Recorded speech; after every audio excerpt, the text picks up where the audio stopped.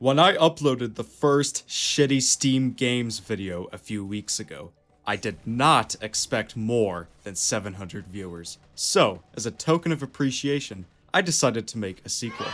Nothing pisses me off more than shitty video games, so I find it my duty to spread awareness about the worst of the video game market. From games that had only the potential to be good, to games that are just straight up scams, I'll be going over 10 more lousy Steam games, because you haven't seen the worst of it yet.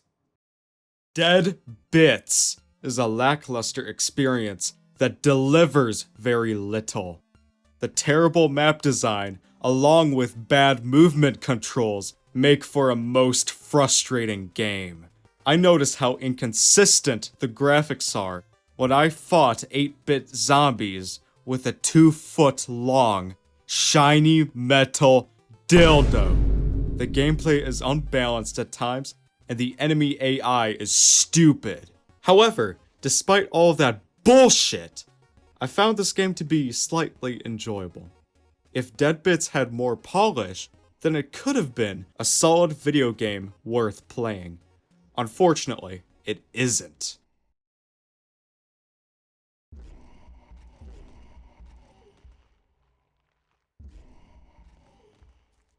Freedom Fighter is the most disappointing game on this list, because the graphics aren't bad at all. But sadly, that's the only good thing I can say about this game. It looks like an arcade game, but plays like unbalanced garbage. The enemies have overpowered guns, and all you have are your fists.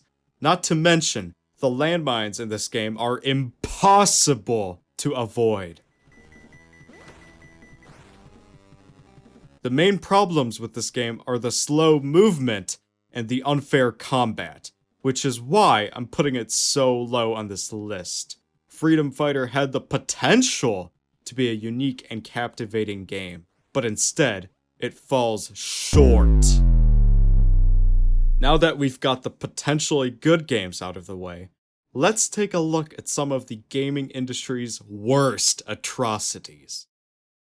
Hollow's Land is a game that will leave you feeling hollow. The only thing you can do in this game is throw snowballs at skeletons. There isn't even a death animation when they kill you. The game just starts over.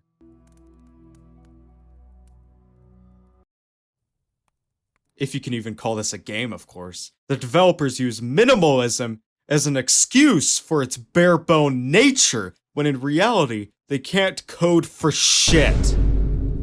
The only positive thing I can say about this game is that the graphics are at least slightly better than mediocre.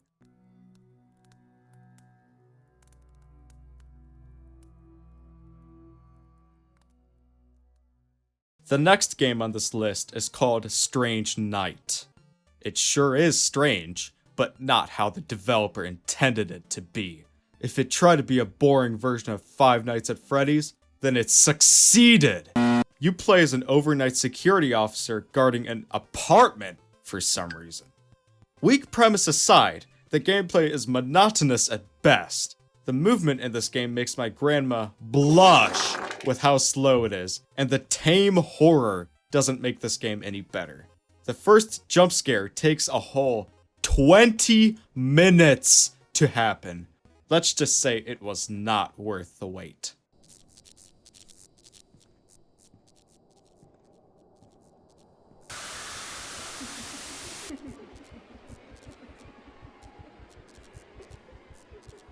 After the jump scare, you're stuck sitting in a chair for another 8 minutes until the next jump scare.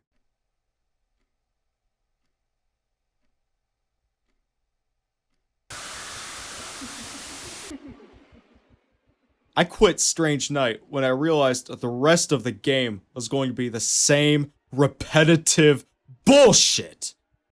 One Day for Ched was clearly made by somebody who was high on acid.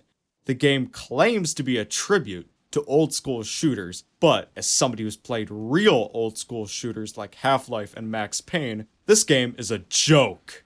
When you shoot your gun, it looks like you're stroking an invisible penis.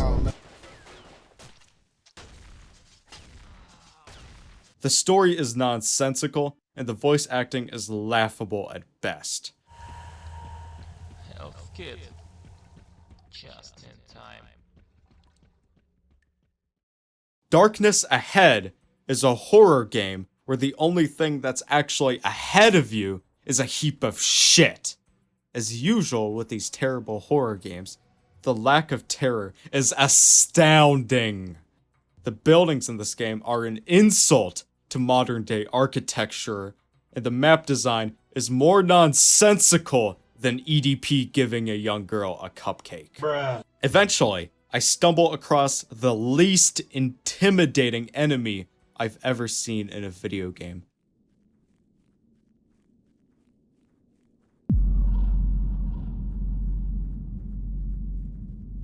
All this aside, the gameplay and story is boring, and I immediately quit after dying to nothing. While these games are indeed terrible, at least they aren't trying to scam you.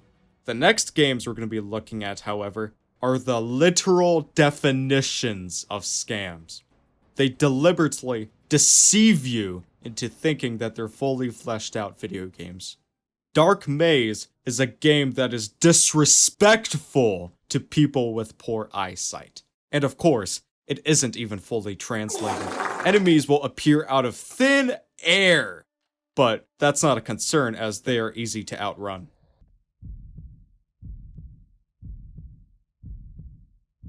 It took me 4 minutes to complete the entire game. Dark Maze doesn't have a story or end goal. Instead, when you reach the end of the game, your reward is a porta potty. This pile of garbage is being sold on Steam for $1 when it's not even worth a single cent.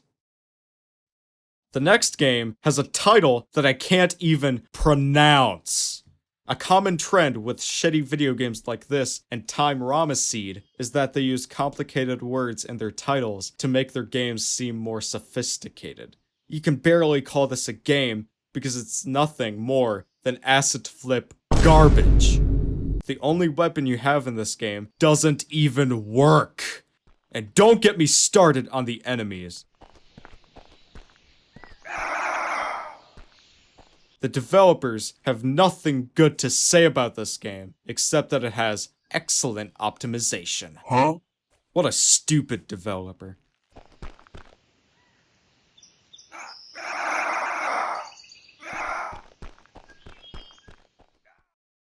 Necro Army is a game that is just as broken as the last one.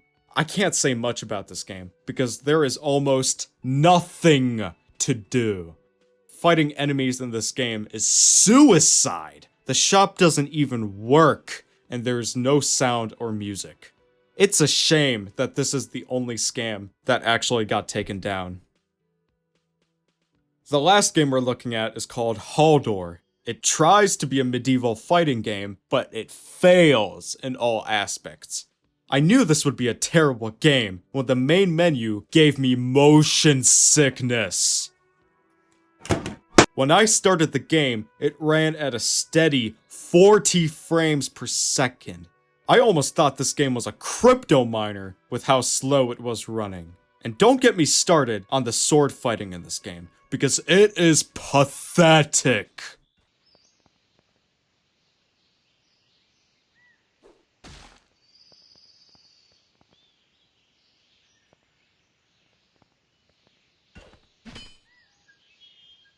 I made my way through a poorly laid out dungeon, and after making my way onto the roof, I noticed that it goes on forever.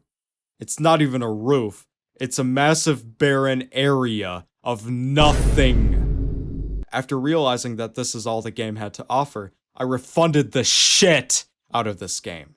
If Haldor isn't the true definition of a scam, then I don't know what is.